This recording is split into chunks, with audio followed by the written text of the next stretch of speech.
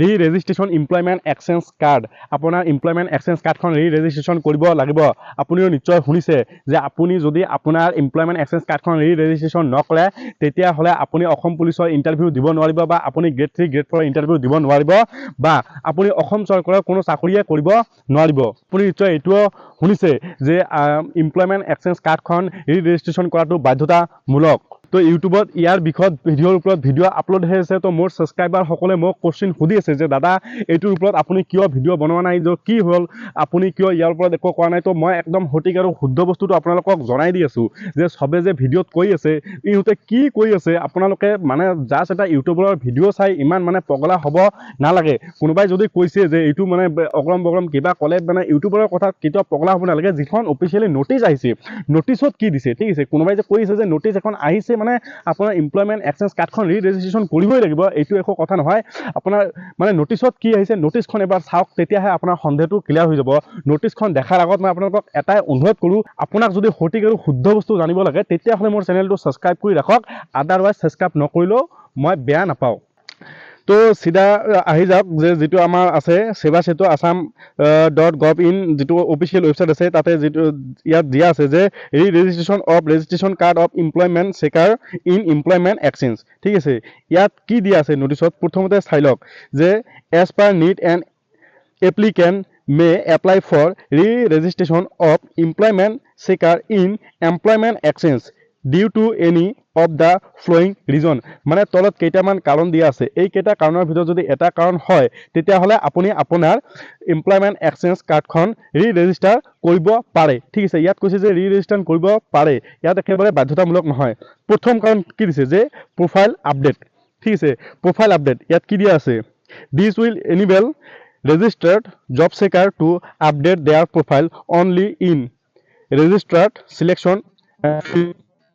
ঠিক আছে মুঠতে ইয়াত প্ৰফাইল আপডেট আপুনি যদি প্ৰফাইল কিবা এটা আপডেট কৰিব বিচাৰে আপোনাৰ মুঠতে প্ৰফাইলত আপোনাৰ মানে সববিলাকে ইয়াত ইনক্লুড হৈ আছে আপুনি আপোনাৰ কোৱালিফিকেশ্যন বা আপোনাৰ যিটো স্পৰ্টছৰ বা যিকোনো বস্তু যদি আপুনি আপোনাৰ এমপ্লয়মেণ্ট এক্সেছ কাৰ্ডত যদি এড কৰিব বিচাৰে তেতিয়াহে আপুনি ৰেজিষ্ট্ৰেশ্যন কৰাই কিনে এড কৰিব পাৰে নেক্সট কাৰণটো কি দিয়া আছে চাওক ইণ্টাৰ ডিষ্ট্ৰিক্ট ট্ৰান্সফাৰ ঠিক আছে আপুনি অসম ৰাজ্যৰ মানুহ ঠিক অসমৰ ভিতৰতে যিমান ডিষ্ট্ৰিক্ট আছে আপুনি যদি আপোনাৰ ডিষ্ট্ৰিক্টখন যদি সলনি কৰে মানি লওক আপুনি আগত বেলেগ এখন ডিষ্ট্ৰিক্টত বসবাস কৰি আছিল আপুনি সেইখন ডিষ্ট্ৰিক্টতে পঢ়া শুনা কৰি সেইখন ডিষ্ট্ৰিক্টতে যদি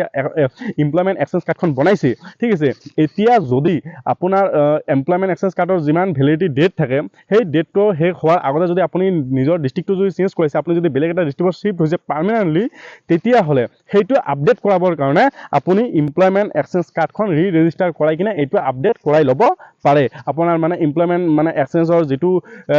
ভেলিড ডেট আছে ভেলিড ডেটৰ আগতে আপুনি যদি ইচ্ছা কৰে ইয়াত কৰিব পাৰে নেক্সট কি দিয়া আছে যে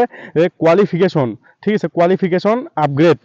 কোৱালিফিকেশ্যন আপুনি আপগ্ৰেড কৰিব পাৰে চ' এমপ্লয়মেণ্ট এক্সেছ কাৰ্ডৰ যিটো ভেলিড ডেট আছে সেই আপুনি আজি বনালে 3 বছৰলৈকে ভেলিড ডেট থাকিব এতিয়া 3 বছৰ পিছত ভিতৰত যদি আপুনি বহুত কিবা কিবি শিক্ষাগত অৰ্হতা অৰ্জন কৰি যে চাৰ্টিফিকেট আপোনাৰ পাইছে আপুনি A to Z চাৰ্টিফিকেট ইয়াত এড কৰিব পাৰিব যদি আপোনাৰ মানি লওক যদি আপুনি মেট্ৰিক পাছ দি বনাইছে এতিয়া যদি আপুনি ছেকেণ্ড ইয়াৰ পাছ কৰিলে এইটো এড কৰিব পাৰে যদি আপুনি মেট্ৰিক পাছ কৰাৰ পিছত যদি আপুনি কম্পিউটাৰ শিকিছে এইটো এড কৰিব পাৰে আপুনি যদি কিবা বেলেগ যদি এক্সট্ৰা কিবা শিকিছে সেইটোৱে এড কৰিব পাৰিব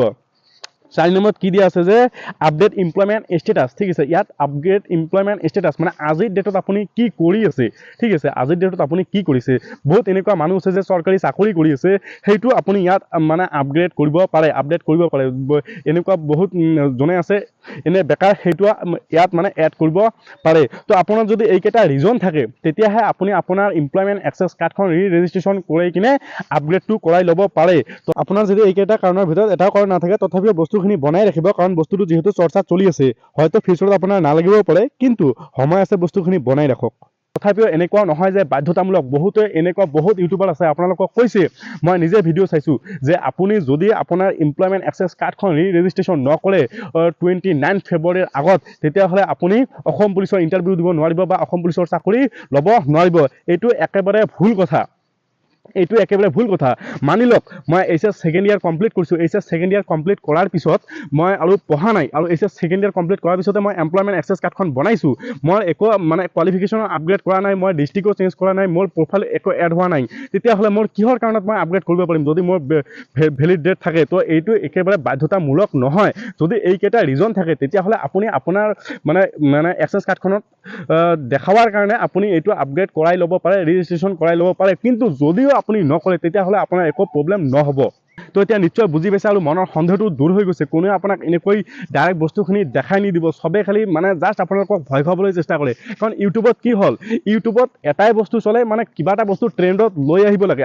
কোনটো বস্তু ট্ৰেণ্ডত আহে যিটোক লৈ মানুহে ভয় খাই থাকে, এটা লৈ আপোনাক এটা ভয় খুৱাই দিছে যে ইমান তাৰিখৰ ভিতৰত আপোনাক ইমান এটা মানে এমপ্লয়মেণ্ট এক্সেছ কাৰ্ডখন বনাবই লাগিব বাধ্যতামূলক। এনেকৈ এটা কথা ক'লে মানুহৰ মূৰত টেনশ্যন লাগি যায় আৰু মানে একদম মানে হুলস্থুল এটা লাগি যায়। হুলস্থুল লগাৰ পিছত কি হয়, ট্ৰেণ্ডত আহি যায়, ভিডিঅ' বনাব লাগে, কিবা এটা বকিব লাগে, ভিউজ ল'ব লাগে, পইচা ইনকাম কৰিব লাগে। এইটোৱে বস্তু ইউটিউবৰ, ঠিক আছে? এনেকৈ চলি আছে। এনে কোনোবা এটা ইউটিউবৰ ভিডিঅ' চাই পগলা হ'ব নালাগে, বস্তুখিনি ভালকৈ বুজি ল'ব লাগে। তো মূৰৰ পৰা টেনশ্যনটো আঁতৰাই দিয়ক যে যদি আপুনি আপোনাৰ এমপ্লয়মেণ্ট এক্সেছ কাৰ্ডখন ৰেজিষ্ট্ৰেশ্যন নকৰে তেতিয়াহ'লে যে আপুনি ইণ্টাৰভিউ দিব নোৱাৰিব, এনেকুৱা একো কথা নাই। তো ভিডিঅ'টো যদি ভাল লাগি থাকে ভিডিঅ'টো এটা লাইক কৰিব আৰু আপোনাৰ লগৰকেইটাৰ লগত শ্বেয়াৰ কৰি। তো ভিডিঅ'টো ইয়াতে সমাপ্ত কৰোঁ। জয় হিন্দ।